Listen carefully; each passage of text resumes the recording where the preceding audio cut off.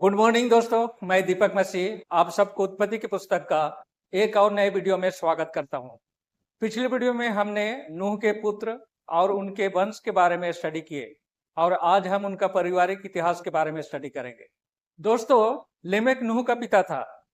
जब लेमेक 56 वर्ष का था तब आदम की मृत्यु हो गई। निश्चय ही लेमेक ने आदम के बारे में नूह को कहानियां सुनाई थी। निसंदेह नूह ने आदम के बारे में इन कहानियों को जल प्रलय से पहले और बाद में अपने परिवार के सदस्यों को बताया। उत्पत्ति का 10 अध्याय उनके पारिवारिक इतिहास की एक सूची है। यह सूची हमें 3 चीजों को समझने में मदद करती है। पहला, यह सूची हमें यह समझने में मदद करती है कि बाइबल के लोग वास्तविक में है। दूसरा, यह सूची हमें अतीत के साथ बाद में होने वाली चीजों के बीच संबंध को दिखाती है। और तीसरा, यह सूची हमें पाप के खतरे को देखने में मदद करती है। हम देखते हैं कि माता पिता के पाप करने के बाद बच्चों के साथ कितना भयानक घटनाएं घटती है। उत्पत्ति 10 अध्याय शेम, हाम और जेपेत से आने वाले 70 परिवार समूहों को दिखाता है और यह संख्या बाइबल में एक महत्वपूर्ण संख्या है। बाद में याकूब के परिवार के 70 सदस्य मिस्र को जाते हैं, जैसा कि उत्पत्ति की पुस्तक 46 का 27 पद में लिखा है। इजराइल के 70 नेता मूसा के साथ जंगल में पहाड़ पर चढ़ते हैं और यह हमें निर्गमन की पुस्तक 24 का 9 पद में लिखा मिलता है। उत्पत्ति 10 अध्याय का 70 परिवार समूह और मरुभूमि में 70 अगुवे हमें इजराइल के लिए परमेश्वर की योजना को दिखाते हैं। परमेश्वर चाहता था कि उसके लोग पृथ्वी पर हर जगह लोगों के साथ बाइबल की सच्चाई को साझा करें। नए नियम में हम इस बारे में पढ़ते हैं कि कैसे यीशु ने अपने 70 चेलों को इजराइल के आसपास के देशों में उनके साथ सुसमाचार साझा करने के लिए भेजता है, जो हमें लूका 10 का 1 पद में लिखा मिलता है। उत्पत्ति का 10 अध्याय हमें आदम और इजराइल के लोगों के पहले पिता के बीच संबंध को देखने में मदद करती है। ये सभी लोग असली लोग हैं। इजराइल के लोगों के पहले पिता अब्राहम, इसहाक और याकूब थे। इन लोगों ने परिवार के बड़े सदस्यों से बात की जो अतीत में हुए घटनाओं के गवाह थे। दोस्तों, जल प्रलय के बाद नूह के बेटों का वंशज एक साथ आते हैं और वे आकाश तक पहुंचने के लिए एक मीनार बनाना चाहते हैं।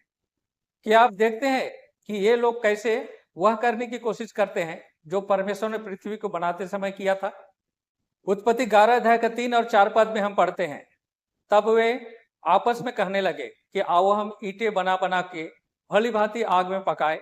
और उन्होंने पत्थर के स्थान में ईंट से और चूने के स्थान में मिट्टी के गारे से काम लिया। फिर उन्होंने कहा, आओ हम एक नगर और एक मीनार बना ले जिसकी चोटी आकाश से बातें करे। इस प्रकार से हम अपना नाम करें, ऐसा ना हो कि हमको सारी पृथ्वी पर फैलना पड़े। इन पदों में उन्होंने कहा ये शब्द उत्पत्ति 1 अध्याय का 6, 9, 14, 20 और 24 पदों में परमेश्वर कहा शब्दों की हूबहू कॉपी है। उत्पत्ति 11 का 3 में लोग परमेश्वर के समान ही एक और बात कहते हैं, आओ हम बनाए। और ये शब्द भी उत्पत्ति 1 अध्याय का 26 पद के अनुसार परमेश्वर का है। इसलिए हम देखते हैं कि लोग वास्तव में परमेश्वर और उसकी सरकार को बदलना चाहते हैं। हम उनकी दुष्ट योजना को देखते हैं जब लोग कहते हैं आओ हम अपना नाम करें, जो हमें उत्पत्ति 4 का 11 पद में मिलता है। यह पद हमें दिखाता है कि लोग प्रसिद्ध होना चाहते थे ताकि उनका नाम हमेशा याद किया जाए। परंतु यशायाह 63 अध्याय का 12 और 14 पदों के अनुसार केवल परमेश्वर ही वह है जो अपने लिए ऐसा नाम बना सकता है जो सदा बना रहता है।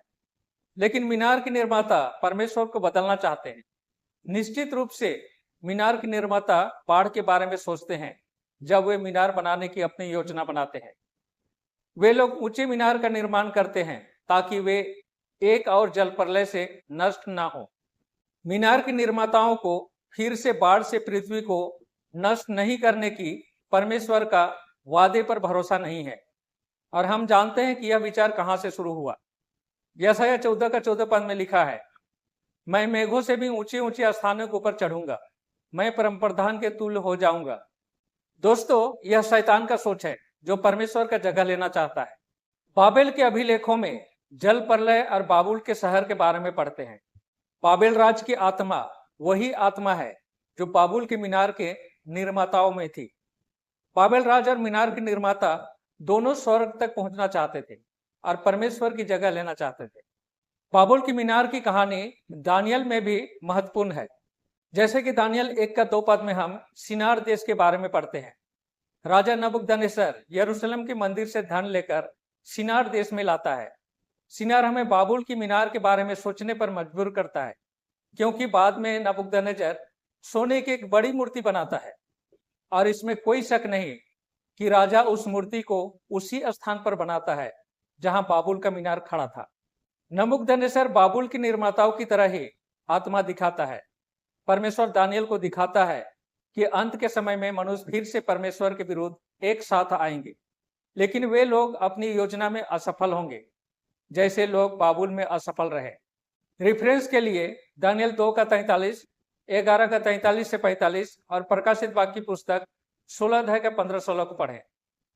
तो दोस्तों, आज की वीडियो में यहीं पर समाप्त करते हुए आप सबों से विदा लेता हूं और मिलता हूं और एक नए वीडियो में। तब तक परमेश्वर आप सबों को आशीष दे।